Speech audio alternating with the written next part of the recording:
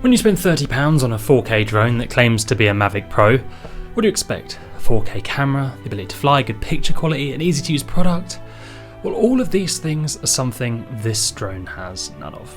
Right now you're watching the last ever flight of my Wish.com drone, and ironically the most glorious shot it ever took before it smashed into a tree for the 15th time.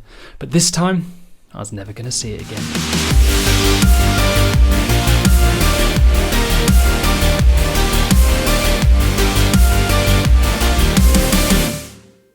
The funny thing is, even though this drone had nothing going for it at all, I had a genuine feeling of sadness as I realised it was gone. I'd never get to lose control or smash it into a house again, or lose it in a field or get an adrenaline rush as it flew towards the paintwork of a parked car. And to me that's a sign of an amazing product, when you use it and then no longer have it but you still yearn for it. It's like if I hid your iPhone from you, you'd miss it. And for £30, that's what you get with this product. It will trigger an unexpected emotional reaction when you lose it. You'll miss it. And you will lose it. To me, that makes this thing worth the money, no questions asked. But you're not here to find out about my weird love affair with a dangerous piece of Chinese plastic, so let's get on with the review and what you'll actually get from this. So for me, if you're gonna review some tech, it needs a purpose, something to benchmark it against. Now, it's not fair to compare this to an expensive DJI drone. I'll save you some time. If you want a proper drone, do not buy this. I mean, that should be flipping obvious, right? In order to benchmark this drone, I've set it a challenge. It needs to capture one clip that is good enough to be used as a storytelling device. So as part of a project, not the whole thing, but to get some footage that you would pay at least £30 for. I figure if you can get that, it's worth buying. And I'm dedicating a week trying to get it. This is the day my drone arrived you're watching.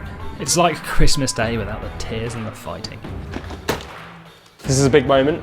This is a high-tech drone from a totally legitimate website called Wish. If you're the kind of person who orders Gucci and Prada, look away. When the Wish.com drone arrived after 3 to 4 weeks, well, it had all the charisma of a car crash. No branding, the cheapest wrapping ever, some Chinese instructions, and one heck of a smell.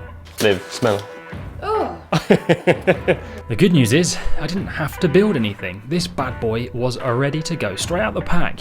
You get some propeller protectors, the remote felt okay, robust, and the drone's light. Actually, if you'd asked me how much the drone was worth just by touching it, I'd have thought it was legit, so maybe 300 smackers. I even got some cool stickers with it. In my excitement, I didn't actually realise what the propeller protectors were, so I ignored them. Don't do that. Use them, but I'll tell you now, not using them is way more of an adrenaline rush when it loses its mind. So let's rate the initial experience. Well, firstly, everything was in the box, so it's not a 0. One battery's charging port was totally mashed up. How on earth that happened, I don't know. After a bit of fiddling, my girlfriend managed to work it out. So I'm going to give it 1 DJI out of 5.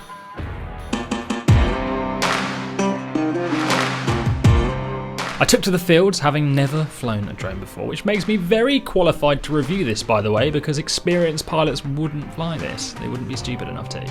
I came to my first challenge, syncing the drone with the app. Look at my confusion. Now, I'm pretty good with tech, but this was a mystery. Is it on? Oh man, inside the box, I forgot to mention this. In the instructions it says use the app with no link to find it, but it does tell you what to search for, which of course didn't work. Luckily there's a QR code which I scanned and it pulled it up. So now you can see me struggling to connect a Wi-Fi to use the app as a monitor. Pretty much doesn't connect until the 15th time of asking. Well, it says it's connected, but it isn't, so you just keep disconnecting and reconnecting until your image finally appears. Inside the app, you have the ability to hit record, and it records to your phone, and also takes photos, which you'll do all of the time by mistake. And then you simply pop your phone into the controller. I say simple, it's not that easy, and then you end up taking another photo by mistake. So setting this thing up to fly gets another epic 1 DJI out of 5. The app works, but finding it won't be easy, and it records its images to the phone, which I thought was pretty good. So the controller is interesting, to say the least. Let's have a look. So unlike the drone itself, you can't recharge this. It takes 3 AA batteries, or if you're a 90s kid like me, Game Boy batteries. So these 2 sticks do the controlling. The left does up and down, and left and right. Well, left and right do whatever they like. then the right stick, which moves the drone in a direction. Could be any direction, you won't really know until it starts moving which way it will go. Oh man, I love this thing. It's like playing the hardest level on Mario and getting beaten every time but still wanting to complete it. There's these other buttons too. These ones take a photo. It doesn't work. This one brings the drone back to you. Doesn't work. These arrows are supposed to move the drone. None of them work.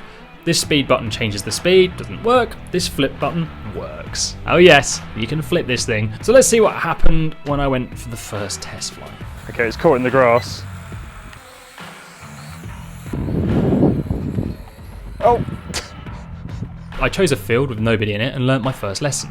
If there's any wind at all, this thing won't steer. And then I learnt my second lesson pretty quick after. Don't fly it too high or far, because you can actually fly it higher than it can stay in range and then it will disappear. Where's it going? Oh! So day one produced this image. Oh, I'd watched other reviews on the drone and they all pretty much said how bad it was and compared it to a real Mavic and gave up. But I'm after that one epic shot, so more tests were conducted. I learned a lot from day one. Fly where there is no wind, so I decided to shelter among some trees, and also a boring field doesn't really make great footage, so I tried to focus on height but without movement. And this is what I came up with.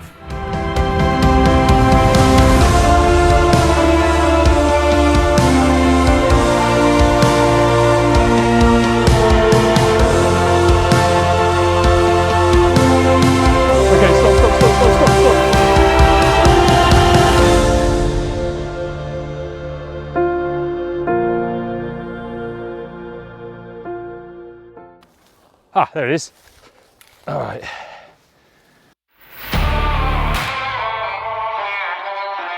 So it seems like a fitting time to review the camera on this drone and the image quality. It's got a huge problem, and I feel an adjustment would actually make it 10 times better. Unfortunately, the problem is its camera. Look at this image. It's sexy, right? That's me holding the drone as far away from my face as I can. So you need to go very high to get any kind of scene captured, and you can't go high because it can't go high, and if you do go high, it flies away on its own. And then, like this, it drops out of the sky. So that's the biggest issue. The next is it's not 4K, like it's sold as. And then there's the fact it's not got a gimbal attached, so on a real drone, or a legit drone, a gimbal keeps the camera nice and smooth. But on this you get, well, this. The most shaky footage ever. So you can't really fly and have a smooth shot. I'd say if the camera had been a lot wider, you could potentially forgive this. So quality of camera and image, 1 DJ out of 5. I mean, it works, and actually every now and then it did surprise me, mainly when you hold it and point it at something with a lot of light. On day 3 it rained. It's not worth the electric shock, so that was a no-fly day. And it's still raining. This is England. Wait, don't write this off yet. You see, I suddenly realised I'm an adult and I own my own house and I can do whatever the heck I like. So I ate a ton of sweets and cake and then decided to test my pilot skills inside my house because I can. This was a wise decision. It turns out that without any of nature's anti-knockoff drone conditions, this thing does what it's told, and controlling it's pretty good. I did flips, learned to steer it. It was amazing. Oh no!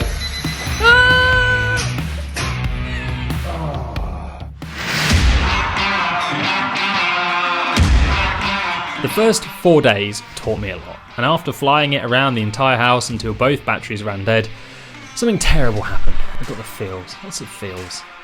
I realised that the drone wasn't crap.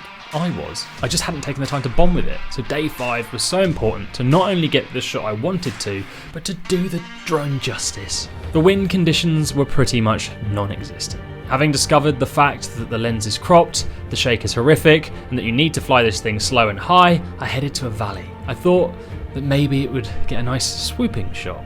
And to start off with, it went high.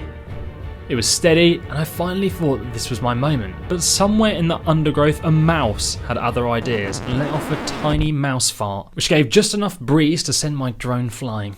Turns out that any wind is too much.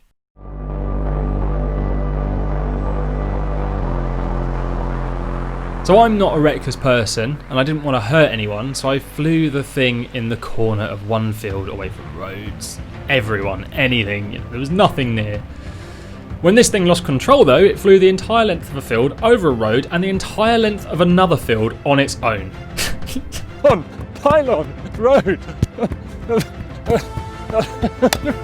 Where's this thing going?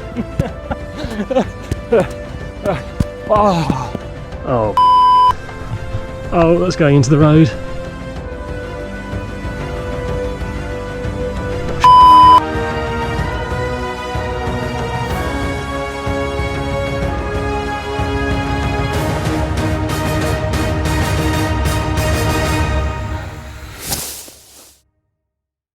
That is in a tree. That's never coming down. It's right at the top of these trees, and they're quite high. Look at that, that's the view. And that was it, the end of the drone. I went back a few days later to see if it was in the woods with no joy. Which brings me on to my final review. Build quality. 5 out of 5 DJIs. Incredible. I really hope China never goes to war with the world. They seem to create some super strong, super light flying machine. I didn't land it once. It hit trees, fell from 30 feet, bounced off every branch down, went into walls, and it was never an issue. Crashing is way more fun than landing, so that became my thing, because this thing defies physics. And no, it's only 30 quid, but I really believed in this drone. So after 6 days of testing, bonding, and realising that this drone was rubbish, I failed my challenge. The closest thing I got to making some content that I could have possibly used in anything as a storytelling device was this, and it sucked. So if you were wondering if the Wish drone was worth £30 or could take great images or fly or achieve anything, the answer is sadly yes. You see, I didn't fail my challenge at all. In fact, if you're still watching this, the drone passed with flying colours because I just told you the story of the drone, and that alone means it served a purpose. Would I have flown a DJI Mavic £1,500 drone around my living room? Maybe. Or into walls and trees on purpose? Would I have chased it across fields, played hide and seek with it, and had to spend ages trying to figure out how to use the Apple Flyer? No. And where's the fun in that? Don't buy this drone as a camera, buy it as a challenge, something to try and conquer where most will fail. And then, and only then, if you wake up in the morning and you get cravings to fly straight away, think about buying something more expensive. You see, I never wanted to buy a drone before, and now I'm on DJI's website, ready to make an expensive decision. The Wish.com drone is a gateway drone. It's the most fun I've had for £30 in years, and because of that, I'm going to give it 2 DJIs out of 5.